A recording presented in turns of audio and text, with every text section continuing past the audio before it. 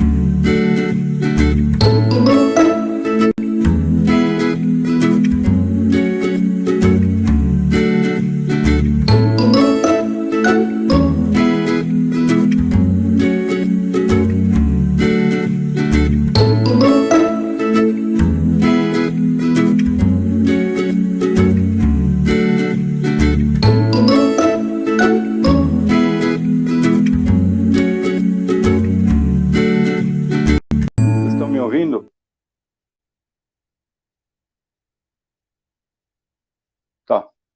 Então vamos iniciar o nosso bate-papo de hoje falando um pouco do tema que mais nos apaixona, a nós teólogos e teólogas, Deus. E para falar em Deus, a primeira coisa que a gente tem que se falar é calar, ouvir, silenciar. Portanto, eu gostaria de citar logo no comecinho um finalzinho de um poema de Dom Pedro Casaldáliga, o grande profeta brasileiro que morreu há pouco tempo. Ele diz: quem fica na floresta um dia quer escrever uma enciclopédia. Quem passa 5 anos fica em silêncio para perceber o quanto é profunda e complexa a criação de Deus. Então, a Bíblia, ela é categórica em afirmar que Deus é um ser inteligente, inteiramente bom, com frases como quem não ama não conhece a Deus, porque Deus é amor, como escrito na primeira carta de João. Sua sabedoria é profunda, seu poder é imenso. Quem tentou resistir-lhe saiu ileso. O Senhor é justo, o Senhor é bondoso, o Senhor é a definição própria do amor. O Senhor é a força que dá aos homens, sua sabedoria é profunda, e assim vai. Por outro lado, a mesma Sagrada Escritura, e agora eu vou abrir umas aspas. A Sagrada Escritura, por outro lado, é um grande livro sobre o sofrimento também. Do Antigo Testamento, fazemos menção apenas de alguns exemplos de situações que patenteiam as marcas do sofrimento. Em primeiro lugar, do sofrimento moral, o perigo da morte, a morte dos nossos próprios filhos, e especialmente em alguns lugares do Velho Testamento, a morte do filho primogênito e único. Trata da saudade da pátria, trata da perseguição e da hostilidade de um meio ambiente, trata do sofrimento de estrangeiros, trata do escárnio e da zombaria em relação a quem sofre, da dor da solidão e do abandono, e ainda tantos outros, como remorsos de consciência, dificuldade em compreender a razão por que os maus prosperam e os justos sofrem. E, finalmente, as desventuras da própria nação. Tudo isso é relatado na vastidão da Sagrada Escritura, notadamente no Antigo Testamento.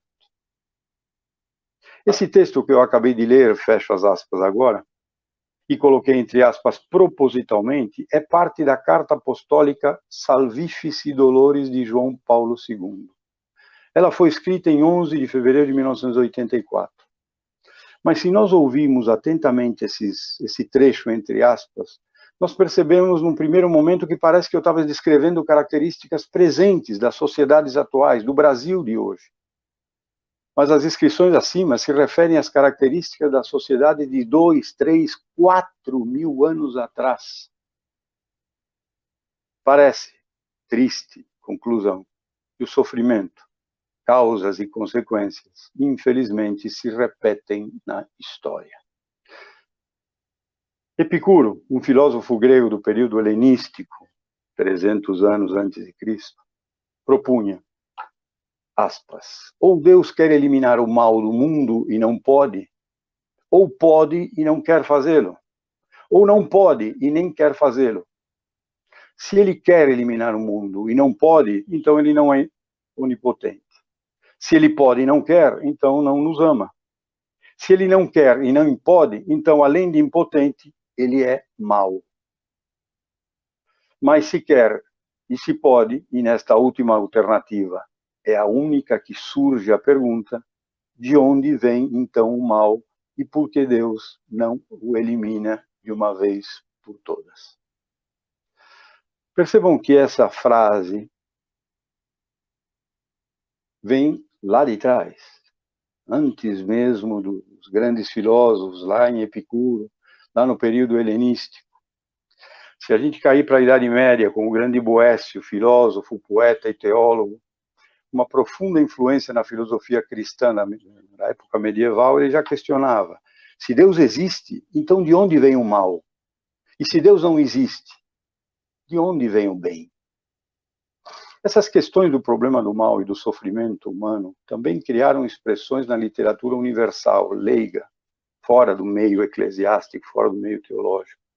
Trata-se de um tema que afeta a todos e não apenas a teologia.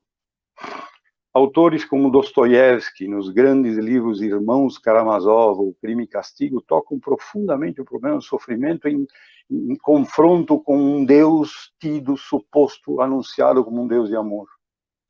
Franz Kafka, Albert Camus, no livro A Peste. C.S. Lewis, o grande C.S. Lewis, escreve 2 livros espetaculares, Deus no Banco dos Réus e o clássico, O Problema do Sofrimento. Aliás, para os meus alunos, eu sempre recomendo este segundo livro nas nossas leituras. Sem esquecer de um dos pais da psicanálise, Carl Jung, que menciona sempre essa preocupação, principalmente durante a sua brilhante e impactante obra chamada Resposta a Jó. Sim, Resposta a Jó, aquele Jó da nossa Bíblia, do nosso Velho Testamento. Portanto, a tentativa de cristã de lidar com esse tripé que não fica em equilíbrio, o tripé de um Deus todo-poderoso, um Deus que ama e, junto com ele, existe um mal que parece que desequilibra todo esse tripé, mostra que, a despeito do mal, Deus continua justo, bom e poderoso. E isso, essa defesa de Deus, foi historicamente chamada de teodiceia, uma palavra criada mais tarde por Leibniz, que significa justificação de Deus. Teodiceia vem do grego theos, Deus, e dike, justiça. Historicamente, na tentativa de se construir essa explicação que procura manter a justiça e o amor de Deus diante da presença do mal no mundo, há vários tipos básicos de teodiceias que foram elaboradas no decorrer dos nossos pensamentos. Muitos dos meus alunos já conhecem algumas delas. Sobre a pergunta, onde está Deus no problema do sofrimento humano? Essa é a pergunta que é a fonte clássica de dúvidas e que sempre retornam ao homem. Como Deus permite tantas guerras, tantos campos de concentração, tantos gulags, como permitiu o Holocausto, que é o maior crime que a humanidade conheceu, ou ao menos que se tem notícia? Como Deus permitiu isto? O Deus que cremos, o Deus descrito pelo evangelista João como verdadeiramente amor, como pode ser compatível com essas realidades que nós vemos, vivenciamos e sentimos na pele? Como pode esse Deus permitir tanto mal, como disse Bento XVI, quando logo, como Papa, ele entra em Auschwitz, uma visita em Auschwitz, no primeiro discurso que ele faz, ele começa o discurso falando mais ou menos isso. Como Deus pôde ter permitido tanto mal num lugar como esse? Para o teólogo Adolphe Guesquet, teólogo belga, professor de teologia na faculdade de Louvain, faleceu pouco tempo atrás. O mal não é só um escândalo para Deus e para o homem. Ele é um escândalo para o coração, como também para a razão, porque é algo que é irracional, é algo que a gente não consegue entender. Como também é aquilo que mais nos revolta nesse mundo, e talvez por isso é o que desencadeia as mais extremas, agudas e às vezes blasfemas perguntas. Mas será mesmo verdade que tudo o que acontece no mundo depende de Deus?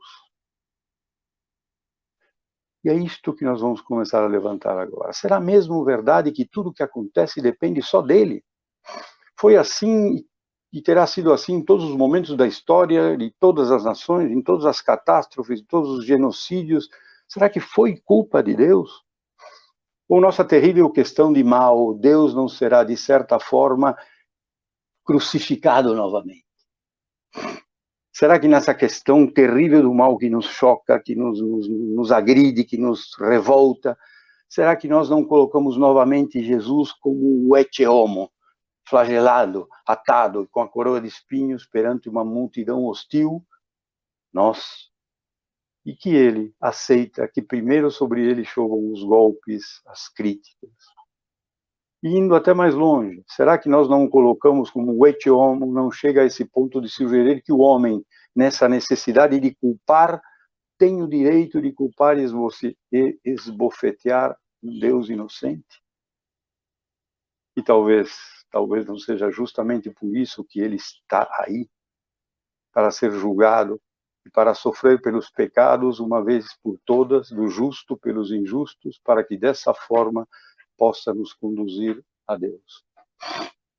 Então esta é a primeira questão que eu deixo com vocês.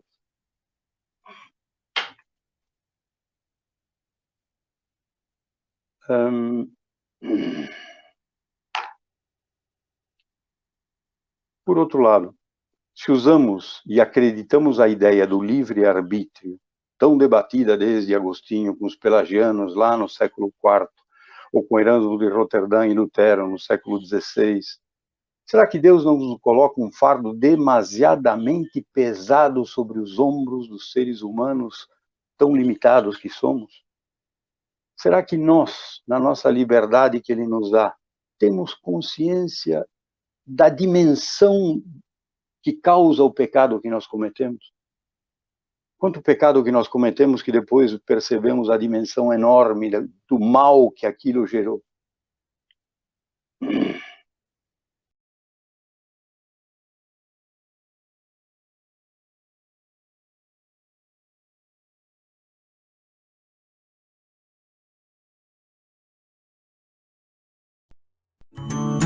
Sozinhos na hora dessa decisão, frente a um mal muito mais sorrateiro em nome de uma liberdade. Dostoiévski, naquele livro Irmãos Karamazov, ele trata mais ou menos sobre isso. O personagem dele, Ivan, que é um ateu e um liberal influenciado pelas ideias racionais do Ocidente, ele entende a liberdade como um fardo para o homem, que prefere se submeter a outros a carregar o peso e os tormentos de ser responsável pelas suas livres decisões. E troca essa liberdade por garantias e por uma promessa fácil de felicidade. Interessante essa posição que Dostoiévski coloca na cabeça desse personagem que se revolta contra essa liberdade que o faz cometer mal. Por outro viés, esse autor que eu comentei, C.S. Lewis, em seu livro O Problema do Sofrimento, de 1940, ele conclui de uma outra forma. Ele diz, aspas, tente excluir a possibilidade de sofrimento implicada pela ordem da natureza e pela existência do teu livre-arbítrio, e você descobrirá que você excluiu a tua própria vida. Belíssimo isso, porque nos deixa claro, nos mostra de uma forma ainda, em princípio, de que um outro sinônimo de vida plena é liberdade. Liberdade é sinônimo de vida. Vou repetir, tente excluir a possibilidade de sofrimento, diz Lewis, implicada pela ordem da natureza e pela existência do teu livre-arbítrio, e você descobrirá que você excluiu a tua própria vida. E sobre essas duas ideias é o que eu quero iniciar e terminar o meu texto. Pela necessidade da liberdade que Deus teve que dar ao homem para que esse homem seja homem. Cristo, por sua vez, e é por isso, ele quer a liberdade, o amor e a fé dos homens por sua livre e espontânea vontade. No entanto, não existe liberdade verdadeira sem que se permita a possibilidade do bem e do mal. É uma consequência da liberdade, portanto, uma consequência da vida. Mas o problema é que existem males que não são explicáveis. Eu posso explicar uma guerra, um holocausto, eu posso dar culpados a eles. Mas e o caso do mal em que não temos nenhuma responsabilidade e sequer conhecemos as causas? Nesse caso, a revolta do homem vem da sua incompreensão da dimensão desproporcional de Deus. Por que um terremoto? Por que uma hecatombe? Por que um tsunami que destrói tantas pessoas? Por que alguma calamidade mundial da qual o homem não tem responsabilidade nenhuma? Essa é uma das perguntas que a gente, de vez em quando, se faz quando acontece alguma notícia, né, de uma catástrofe no mundo. Eu me lembro sempre da catástrofe que aconteceu no Haiti, um país de extrema pobreza, país talvez mais pobre do mundo, fora alguns países da África, que levou a vida, tristemente, da dona Zilda Arnes. Todo mundo deve estar lembrado disso. Eu me lembro que naquele momento de consternação, Leonardo Boff, claríssimo e lúcido, como sempre, escreve um artigo, e no meio do artigo ele tem uma frase que eu me permiti retirar e colocar aqui. Porque é uma frase que reflete a nossa incompreensão, que reflete a nossa indignação contra Deus, mas é uma indignação com amor, uma indignação de fé, uma indignação de alguém que bate na porta do Pai e diz: Pai, por quê? Por quê?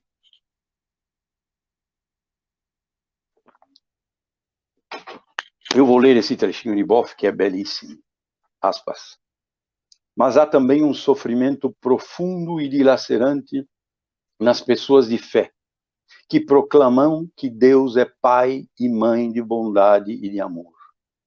Como continuar a crer? Queixosos, Deus, nos perguntamos. Deus, onde estavas quando se formou aquele tremor que dizimou teus filhos e filhas mais pobres e sofridos do Haiti e do extremo ocidente? Por que não interviestes? Tu não és o criador da Terra com seus continentes e suas placas tectônicas. Não és pai, não és mãe de ternura, especialmente daqueles que são como teu filho Jesus, injustiçadamente crucificados na história. Por quê? Por que não intervieste, Deus? Fecha aspas. Palavras de um teólogo da profundidade de um Leonardo Boff. A lista das dúvidas, portanto, é longa. Doentes incuráveis em hospitais. Quem faz pastoral de saúde vê isso diariamente. Hoje em dia, nós vemos isso diariamente. Deficientes físicos de nascença, doenças que surgem do nada e dizimam populações. Como explicar isto a um mundo que te questiona diariamente sobre Deus? O questionamento é próprio do homem que pensa. E a indignação frente ao mal é próprio do homem bom. A indignação frente ao mal nos causa uma indignação. E essa indignação é a mesma indignação que Deus tem quando vê o mal no mundo. Por isso que eu disse, a indignação é própria do homem bom. Em relação ao sofrimento, é necessária uma alteração, portanto, qualitativa da queixa contra o sofrimento. Nós temos que superar a tese do mal que causa sofrimento como punição. Primeira coisa a ser feita. E há que se superar também toda e qualquer revolta contra Deus. Contudo, o grito do sofrimento tem que ser feito para Deus. Jesus o fez na cruz. Há que falar com Deus, sim. Com queixas e lamentações, sim. Há que gritar a Deus. João Paulo II, em um belíssimo depoimento, transformado mais tarde no livro Cruzando o Limiar da Esperança, ele nos relembrava que Deus criou o homem não apenas dotado de liberdade, mas o dotou também de razão. E é por isso mesmo que ele próprio, Deus, se submeteu ao juízo do homem. Relembramos novamente o episódio do Ecce Homo, a história da salvação de João Paulo II. É também a história do incessante juízo do homem sobre Deus. Portanto, não cometemos nenhuma blasfêmia, meus queridos, quando alguém se revolta, ou dirige palavras a Deus de incompreensão, ou levanta as mãos aos céus no momento de dor e diz por quê. O próprio Cristo fez isso. Às vezes eu sou diretor espiritual de um grupo de senhoras do apostolado da oração e é raro não encontrar de vez em quando alguém que me diz isso. Às vezes eu falo para Deus e eu fico com um remorso depois de por que eu falei assim com ele. Eu falei, mas olha, ele deve estar felicíssimo, porque se a senhora se revoltou não contra Deus, mas contra o mal, e a senhora quer saber, ele se revolta muito mais contra o mal do que a senhora. Ele é o nosso aliado na revolta. O livro de Jó é um caso típico disso. É o paradigma desse juízo do homem a Deus. A despeito de sua reconhecida bondade e retidão, Jó passa pelos piores tipos de privações e suplícios. Ele perde toda a sua família, perde seus bens, e num ponto mais culminante da história, ele encontra-se sentado sobre um monte de esterco. Seus amigos, peritos em Teodiceia, e mais aptos a encontrar uma explicação,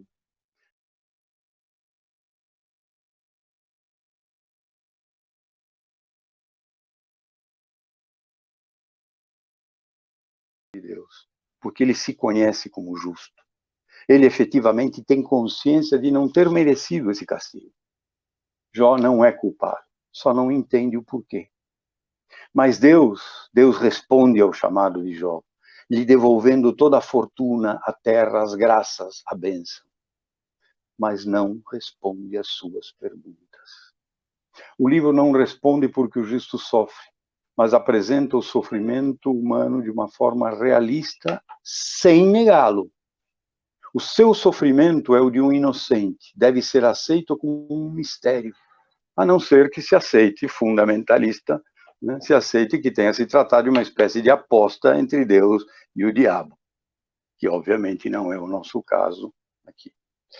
De qualquer forma, desta forma, como cita um dos expoentes do campo da fenomenologia e hermenêutica do século passado, Paul Ricoeur, pode-se concluir que o mal é uma provocação para que o homem pense sempre mais e de modo diferente. Por isso, não se deve nunca deixar de pensar sobre o mal. Nesse momento, eu gostaria de cometer, se me permitem, um erro gravíssimo. E com isso elencar o mal em apenas 3 tipos.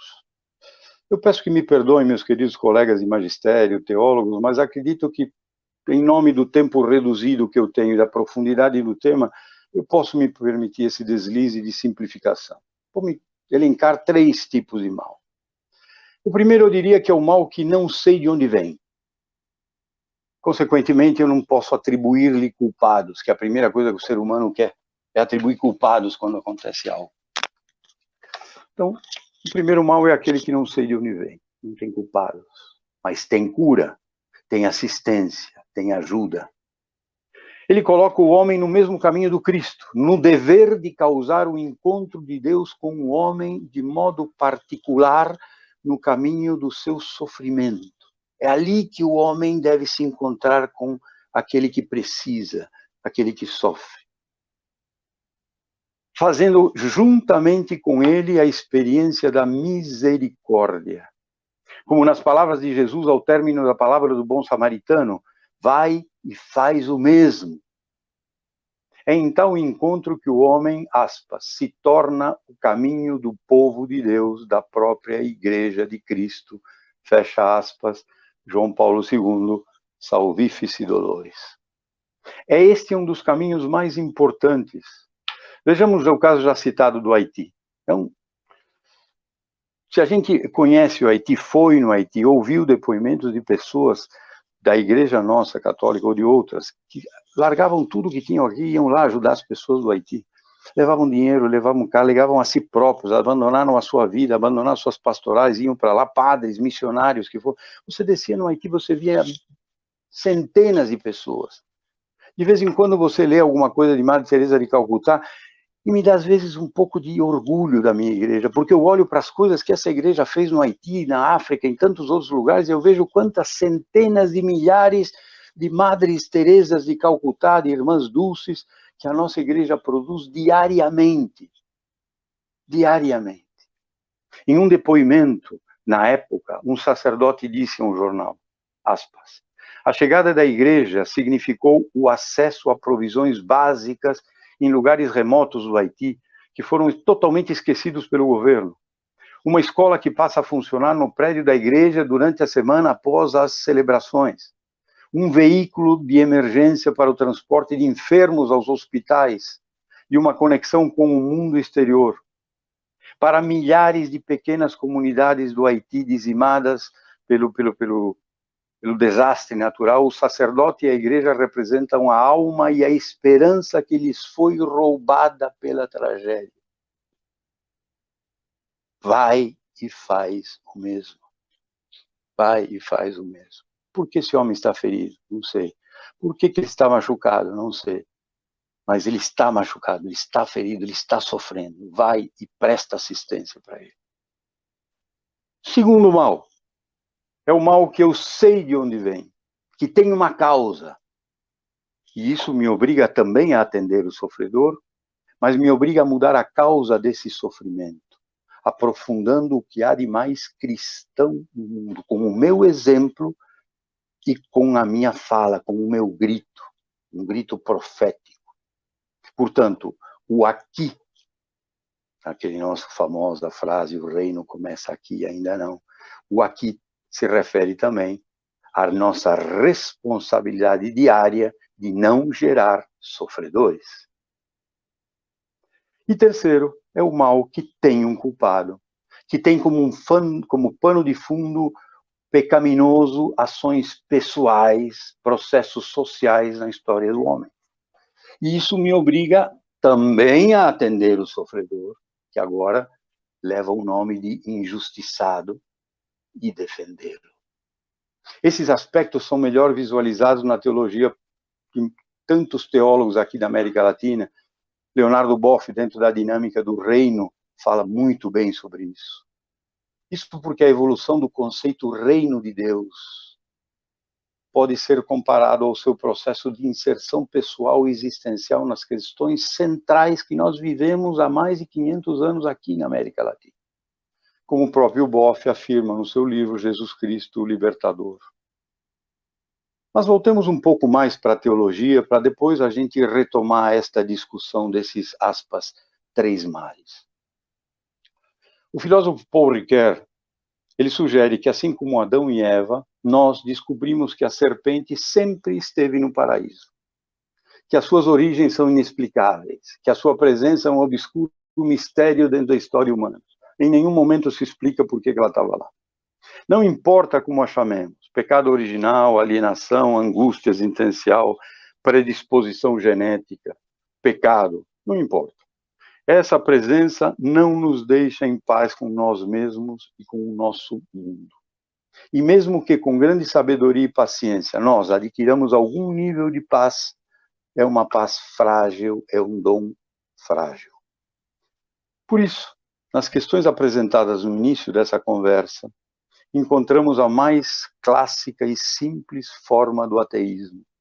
O discurso contra Deus é aquele que considera Deus, aspas, responsável direto ou indireto do mal que não pôde ou não quis impedir.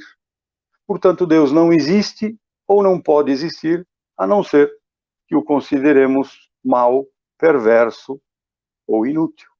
Basta olhar para o mundo, é sempre o argumento que se nos apresentam nessas questões dos ateus. É um ateísmo simples, mas é um ateísmo vivo, visto pelo homem que não tem fé, com os resultados do mundo que ele vê ao seu redor. Quem fala essa frase é Adolphe Gasquet, esse famoso teólogo belga que eu admiro muito, e que tem um livro chamado O Mal, que eu sempre recomendo aos meus queridos alunos de algumas matérias. Esse texto que eu estou lendo é um texto que eu produzi, que eu fiz, e eu estou tomando alguns pontos. É um texto que depois eu vou deixar à disposição do DA, para quem quiser, que tem uma vasta bibliografia e tem várias citações, para que, se alguém se interessar pelo tema, vai ter um roteiro. De qualquer forma, essas questões que o ateísmo nos apresenta não poderiam ser de outra forma. Entender Deus como alguém impassível frente às dores e horrores do mal, como eles os entendem. Ele entende Deus como alguém impassível frente às dores e os horrores do mundo, tornaria esse Deus um demônio.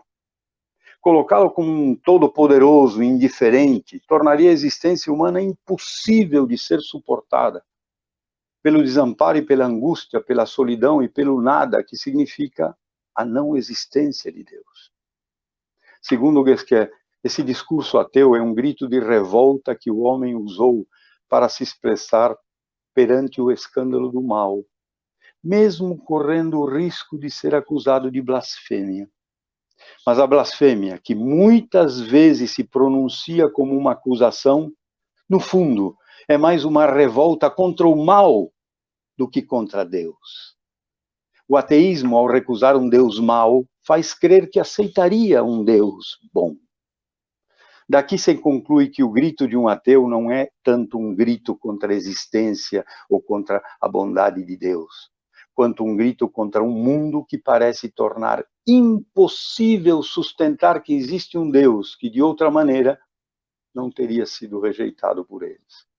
O verdadeiro cerne da objeção está mais na compreensão da natureza de Deus do que na própria discussão da sua existência. Então, o problema, nesse momento, ganha em nós uma nova dimensão na nossa discussão. Não entra mais em discussão a existência de Deus, mas entra na nossa discussão a natureza de Deus. Um discurso a favor de Deus, também chamado discurso apologético, ou como vimos anteriormente, uma teodiceia, é exatamente o oposto. Ele tenta mostrar que Deus não é responsável nem direta nem indiretamente pelo mal, havendo unicamente a possibilidade da sua permissão. Esse é o discurso totalmente diferente do discurso do ateu que nós vimos agora. É importante que a gente veja essa diferença. Esse discurso tem uma objeção. Defender Deus pode excluir Deus do problema do mal que causa o sofrimento, como o faz de forma que não é correta. Uma verdadeira concepção de Deus preocupa-se sim com a questão do mal, porque o crente deve ter em conta como Deus é na sua natureza, na sua essência. Como ele responde e como ele reage frente ao mal. E para poder adentrar nessa questão, conhecer um pouco mais sobre Deus, a única fonte que temos é a revelação em sua dimensão maior em Jesus Cristo. Então é desta fonte de Jesus que nós temos que tirar os elementos que não me eram respondidos até então no Velho Testamento, mas que adquirem uma nova luz a partir de Cristo. Portanto, neste momento é melhor deixar Deus ser Deus e ouvi-lo. Da mesma forma que Deus se insere na história para se revelar, se dá dentro dos elementos perceptíveis da natureza humana, dentro do cotidiano humano, e é aí que Deus se revela ao homem. Nas formas como Jesus encarou e enfrentou o mal, se encontra talvez a chave de uma possível resposta ao nosso problema. Lembram-se da palavra do bom samaritano? Talvez nesses exemplos, na vida de Cristo, no seguimento de Cristo, nós talvez tenhamos uma pequena luz da resposta desse nosso problema. O Deus Javé, misterioso, enigmático, que se apresenta no Sinai, que misteriosamente se revela como, aspas, eu sou, que pode significar causa para existir, mas não tem rosto e continua não tendo, que não pode se mostrar ao homem sem que este morra. Em Jesus Cristo ele se torna visível, o rosto visível de um Deus invisível, como diz Ratzinger no livro Em Jesus de Nazaré. Jesus se torna um Deus palpável, presente.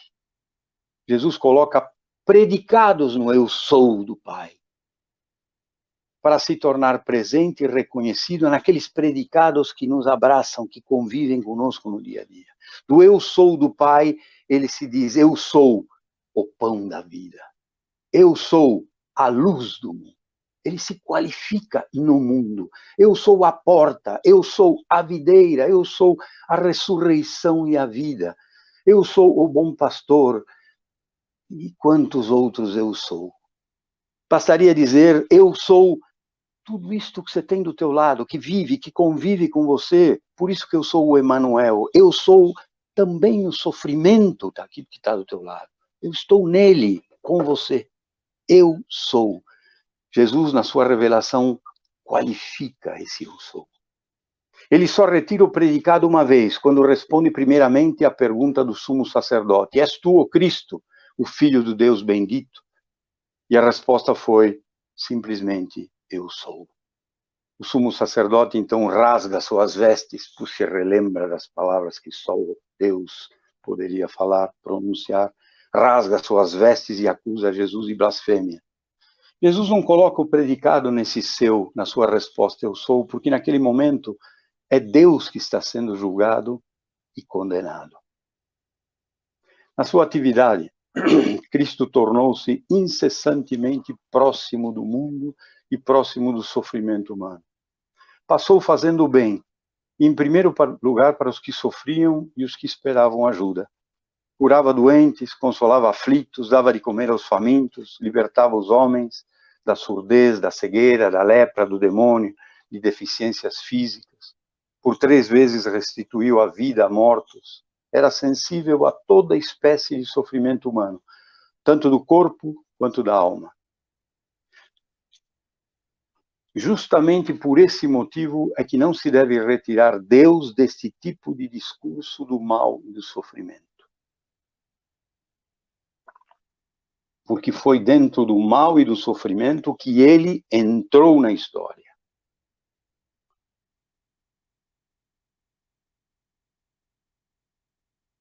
Nem também tirar o próprio homem que grita e geme e o procura, porque o discurso da Teodiceia impede Deus de ouvir o clamor do seu povo ao querer o homem inocentá-lo. E acaba também expulsando o homem do problema quando o fundamental é que ele aí esteja presente. Homem e Deus presente nos momentos de sofrimento, com ou sem causa. Como Jesus esteve presente no cego, no paralítico, no coxo, no endemoniado e na própria paixão, assumindo em si próprio todas essas dores e todos os males do mundo. Sem isto, não acabaria o homem contradizendo até a sua própria fé?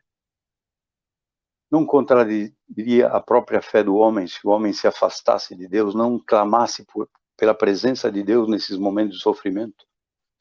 Ambos discursos, portanto, o apologético e o do ateu, excluem Deus do problema do mal.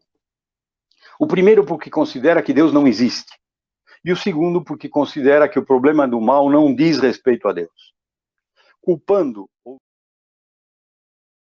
ambos os discursos não se preocupam com o problema do mal, mas se preocupam com Deus. Daqui resulta que em ambos a relação que se estabelece entre Deus e o mal está mal colocada, sendo necessário neste momento colocá-la de outra maneira. O Deus acusado no primeiro discurso ou defendido no segundo, perante o problema do mal, é, no fundo, o Deus dos filósofos, o Deus racional, o Deus em si, o Deus por si, e não o Deus dos crentes, o Deus para nós, o Deus para o homem, o Deus que se revela em Jesus Cristo. Resta saber como fazer para colocar a questão do mal em Deus. Vamos, portanto, à Escritura. Olhando para Jacó, que lutou com Javé, lembram-se dessa grande passagem, que luta fisicamente com Deus, tendo Deus tomado a iniciativa de provocar o adversário. É uma luta do homem que não entende a dimensão. Um segundo momento, em Jó, que discute com Deus e se queixa com Deus. Em terceiro momento, olhar para Jesus, que do alto da sua cruz também perguntou ao Pai, a seu Deus, por que o abandonou. E com isso temos algumas pistas de como fazer. Expressando a nossa repugnância ao mal, invocando Deus e questionando Deus sobre a sua aparente aceitação. Sim, questionando Deus, expressando a nossa repugnância, a nossa indignação e apresentando a Deus a sua aparente aceitação. Essa também é a nossa função. Por outras palavras, o crente deve dirigir-se 10 minutos, ainda me faltam 2 horas.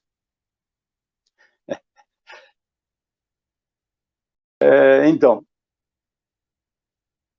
o crente deve falar com Deus, para Deus, é a Ele que ele deve buscar. Basta pensar aqui no discurso para Deus, onde o homem ofendido para o mal deve se dirigir a Deus questionando, fazendo o mesmo que seja de forma meio violenta. Deus se põe sob o juízo do homem sempre, como disse João Paulo II, que lhe fez estas mesmas perguntas há 2000 anos atrás. Tu és rei? Enquanto a Teodiceia deixava Deus à distância e falava da permissão do mal, a Escritura nos mostra um Deus escandalizado por causa do mal. Já lá no Gênesis, no paraíso, se mostra o escândalo que Deus percebe quando vê o mal feito. De fato, Deus mostra que está com o homem nessa luta contra o mal. Pelo que o homem não a trava sozinho, mas a trava com Deus desde o primeiro momento. O clamor do homem se deve unir sempre ao de Deus. Dessa forma, sempre sairão ambos vencedores, tal como já citamos com Jacó, com Jó e com Jesus. Se não vejamos, novamente em Jó, Deus dirá que Jó falou bem dele, ao contrário dos seus amigos, peritos em Teodiceia e mais aptos e preocupados em encontrar uma explicação.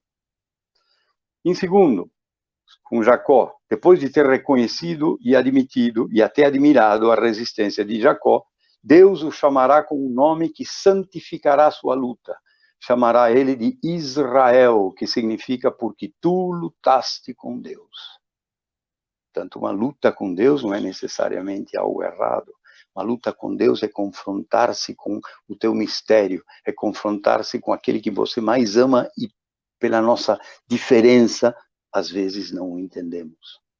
Em terceiro, depois do terrível grito na cruz e da descida de Jesus aos infernos, Deus vai se apresentar na ressurreição como o temível adversário e vencedor. Portanto, em todos os momentos, Deus se une sempre ao grito do homem, e o homem deve se unir ao grito de Deus. Tal como em todas as coisas, é Deus sempre que toma a iniciativa. É o primeiro interessado, é o primeiro atingido, porque o mal o atinge primeiro, porque atinge a quem ele mais ama, a sua criação. O mal deixa de ser uma objeção contra Deus, porque é Deus que, a partir desse momento, se torna uma objeção contra o mal. E talvez aqui vislumbremos uma outra parcela de uma possível resposta. É uma resposta de ação, de luta, e não apenas de uma resposta justificativa, como os amigos de Jó.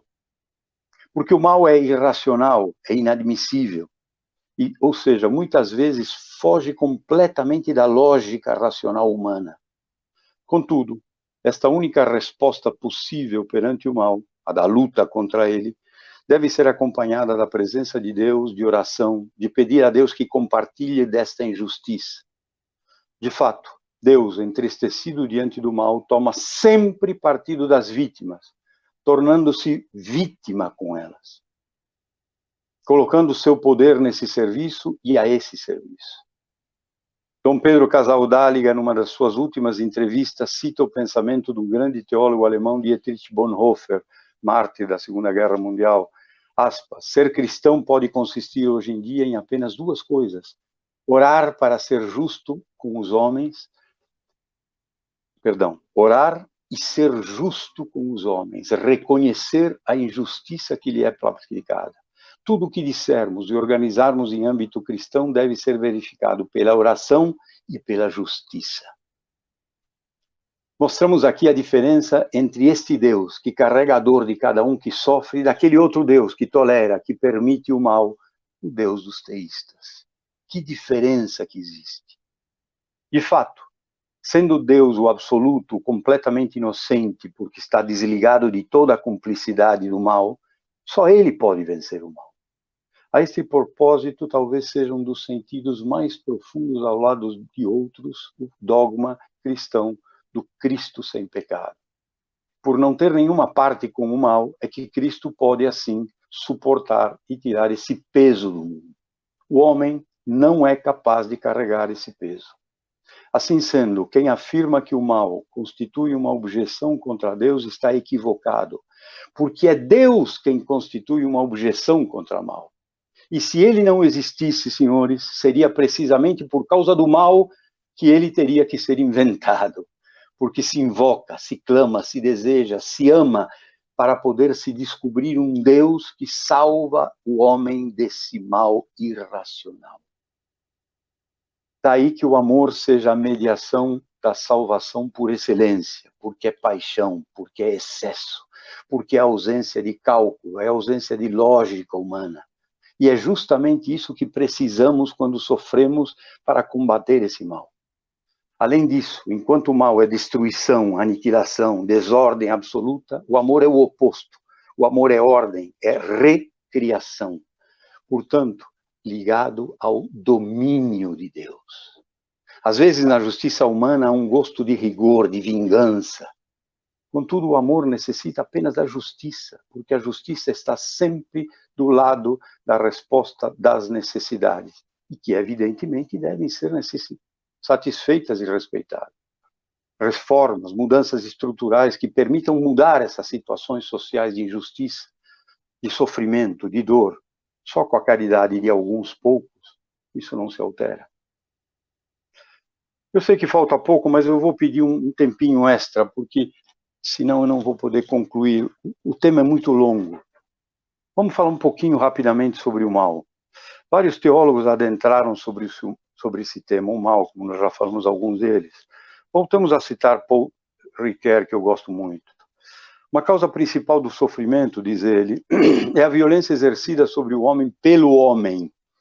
Em verdade, fazer mal é sempre, de modo direto ou indireto, prejudicar alguém. Logo, é fazê-lo sofrer.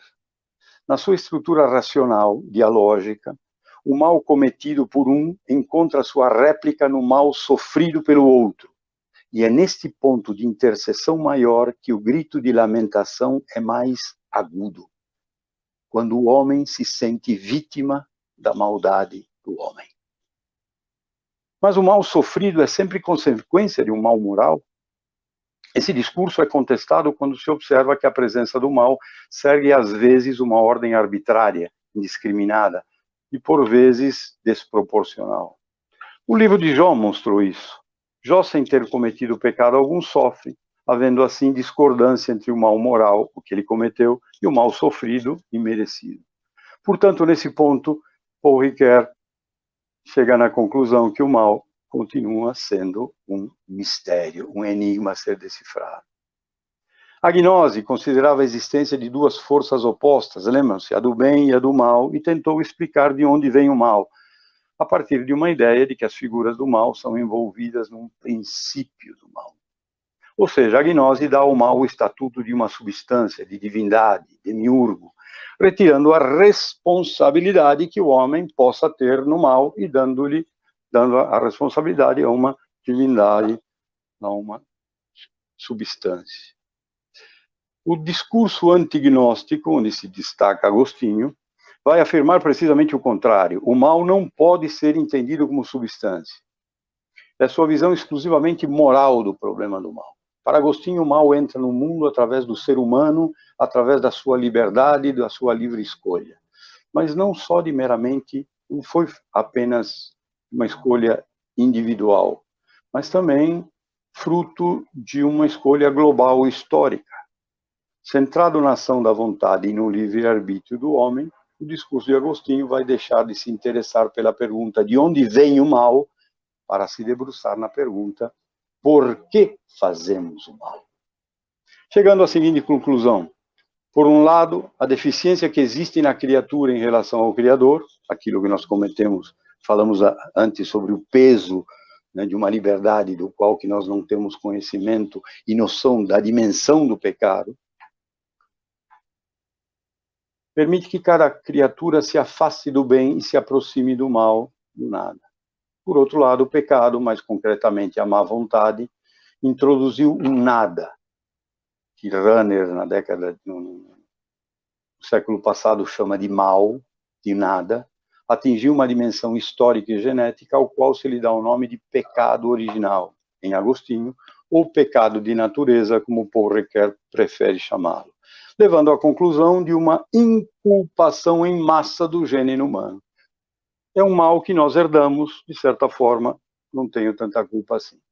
Interessante a posição de Paul Ricoeur quando afirma que a doutrina do pecado original se apresenta mal formulada, pois além de ser quase gnóstica, também usa duas noções heterogêneas, a biológica, pela transmissão por via de geração, e a jurídica, por imputação individual da culpabilidade. Seja como for, mais uma vez o protesto do sofrimento do injusto fica sem resposta. Eu vou ser obrigado a dar uma pulada aqui, porque senão a gente vai ultrapassar a hora. O discurso da Teodoceia, onde se destaca Leibniz, filósofo e matemático, engenheiro do século XVII, tenta responder ao problema do mal, tentando conciliar três proposições. Deus é todo-poderoso, sim. Deus é absolutamente sim. Mas o mal existe também, sim. O discurso da Teodiceia dele pretende provar de forma racional e lógica, não podemos nos esquecer que ele era matemático, seguia ordens lógicas, que Deus não é responsável pelo mal. Leibniz vai utilizar ainda outro princípio, o da razão suficiente. Usando esse princípio, ele afirma que Deus criou o melhor dos mundos possíveis e que se o mal concorre para o bem, para a harmonia do conjunto. Ou seja, a compensação do mal pelo bem é arruinada pela queixa do justo sofredor, como nos relembra novamente Paul Ricoeur. Esse discurso apologético também não responde ao problema do sofrimento do injusto, do mal sofrido imerecidamente. Immanuel Kant critica Agostinho e Leibniz, afirmando que nos limites da razão pura não há resposta possível para a origem do mal, ou seja, para a pergunta de onde vem o mal, nem para a tendência que o homem tem para agir mal. Kant afirma que a resposta deve ser encontrada no plano prático, sendo mais importante saber o que devemos fazer em relação ao mal. Vou pular toda essa parte mais filosófica, já estão me avisando aqui que, né, o tempo vai esgotando. Em relação à pergunta inicial, portanto, vamos retomar. De onde vem o mal? É uma pergunta, portanto, sem resposta. A teologia não responde a isso. Adolf Guesquet afirma no final do seu livro que o problema do surgimento do mal não foi resolvido e nunca o será. Contudo, há que chamar o mal pelo seu verdadeiro nome, que é irracional. O mal é o injustificável, é o inexplicável em todos os sentidos do termo, segundo Adolf Guesquet. Tendo em conta as grandes narrativas da origem, o livro de Gênesis, o mal surge como aquilo que não foi previsto, não tendo nada a ver com o desígnio projetado da criação. De fato, na narrativa da criação, no livro do Gênesis, o mal não foi criado, não pertence ao plano da criação. Contudo, o mal está aí, aparece do nada. E aí está após a criação, não vindo nem do lado de Deus, nem do lado do homem. É claro que existe a culpabilidade do homem quando ele consente a propositura dele. Mas o mal o precede de uma forma enigmática e irracional. Portanto, o mal tem que vir de algum lado, mesmo que seja fora do plano divino. E vem um desconhecido, denominado demônio, ou denominado o nada, segundo Karl Barth. ao qual o livro de Gênesis também chama como serpente, sendo ele o único responsável e culpado pelo aparecimento do mal na Terra. Como o problema do mal não resulta de uma culpabilidade por parte do homem, mas do demônio serpente, isso exige uma responsabilidade do homem para combater o mal.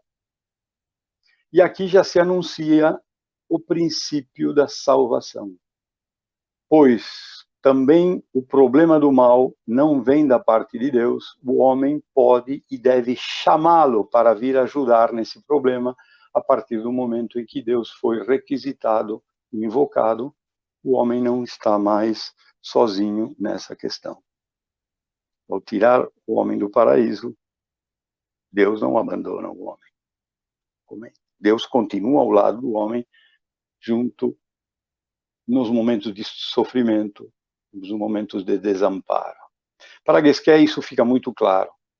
O Ocidente cristão histórico preocupa-se, em primeiro lugar, em encontrar um culpado, provavelmente por causa do nosso sistema judiciário e a nossa sistemática moral, levaram a gente a buscar sempre culpados. E às vezes a esquecer a pessoa que foi a vítima desse culpado.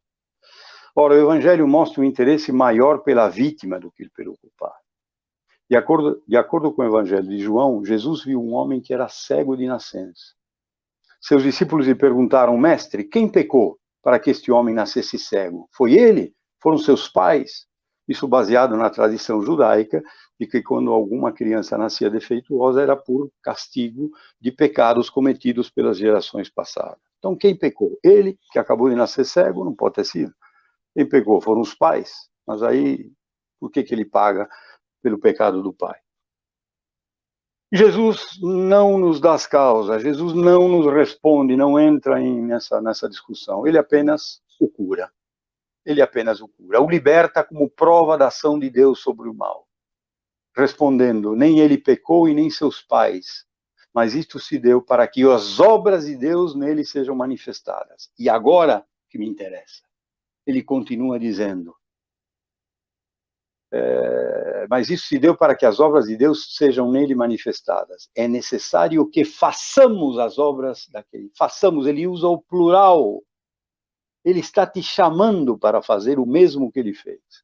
Outro exemplo está na parábola do bom samaritano, quando ele diz: vai e faz o mesmo.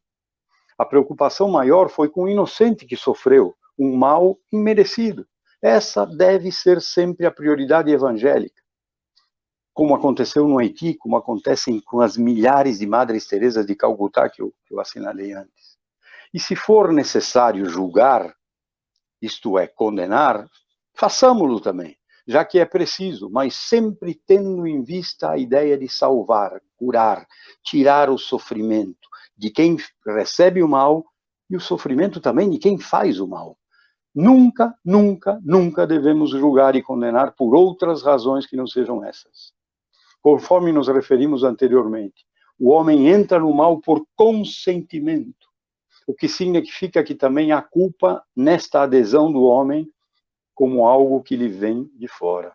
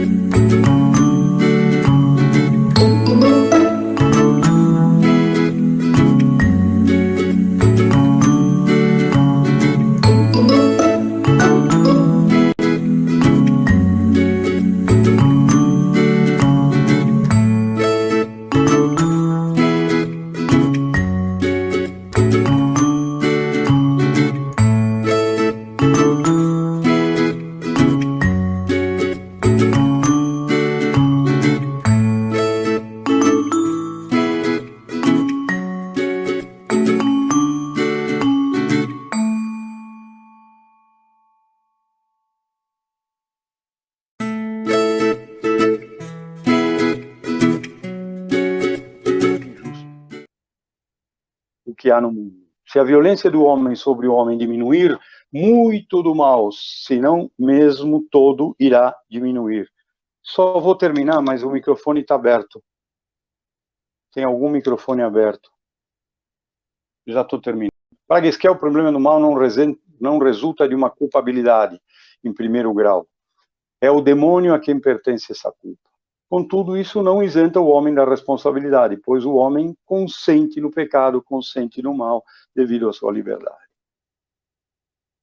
Gostaria, portanto, de terminar recordando aqui de um belo conto de um admirável amigo que eu tive, o rabino Henry Sobel, morto há poucos anos, e com isto eu lhe presto a minha homenagem e o meu agradecimento pela sua vida repleta de Deus, de amor e de justiça. Abre aspas. O rabino conta uma história. Abre aspas. Existe uma lenda de um rabino que se preparava para viajar de Israel para Roma.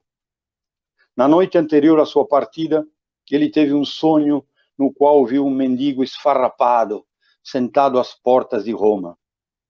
No sonho, ele ouviu uma voz que lhe dizia: "Vês este homem? Este é o Messias, vestido de mendigo." O rabino acordou sobressaltado e não conseguiu mais esquecer o sonho. Continuou a pensar nele durante toda a viagem. Finalmente, ao aproximar-se de Roma, avistou um homem, maltrapilho, sentado exatamente no lugar que havia visto no sonho. O rabino chegou-se a ele e questionou: "É verdade que você é o Messias?" E o homem respondeu: "Eu sou." "E o que você está fazendo aqui, sentado como um mendigo, esperando às portas de Roma?" E o tal Messias replicou: "Eu estou esperando." Ao que o rabino retrucou: "Esperando?